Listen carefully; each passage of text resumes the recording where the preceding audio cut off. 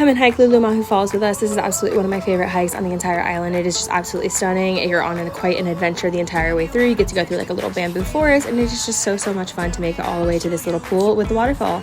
We took our Peppers, of course. This hike is a little bit hard for some dogs. He has little short stubby legs, so we did have to pick him up through some of the sticks and things and for the rocks, but for the most part he did a great job. He did this actually as a little 10-week-old puppy when we took him the first time 10 years ago. Cannot believe that. And here he was taking a little water break. It is muddy, so make sure you're prepared for that, but it is such a fun hike. You cannot beat these views, and just being in Hawaii in general, but also being able to see a waterfall is so cool. Sometimes it's nice to pick a break from the ocean and beach views and get out into the mountains and go check them out. So here we are climbing through the sticks, the trees, on the logs, everywhere you can think of. You do have to do a lot of rock walking through the water, or just tread through the water if you have water shoes. That's what I ended up doing by the end of it because I was so over trying not to fall off of the rocks. But here's my daughter. She is a champ at walking on the rocks. We absolutely love that for her. She has great balance. I do not. Never have, never will. So here is some of the water creeks that you have to walk through. They are so pretty, and just the sound alone, I need this in my bedroom every night to fall asleep. This would be absolutely amazing. There he is hanging out at the waterfall. He had made it finally, and he was resting. She was collecting some tadpoles, and there is the glorious Lulumahu Falls. We absolutely love her. She is stunning. You can take photos here. You can swim in this little pool if you want to of water, and then here we are trekking our way back through. Back was definitely faster because we ended up off the trail a little bit on our way in, and it's been 10 years since we did this the first time, so we didn't quite remember everything, but follow the markers. There are little pink flags on a lot of the trees, and those are extremely helpful.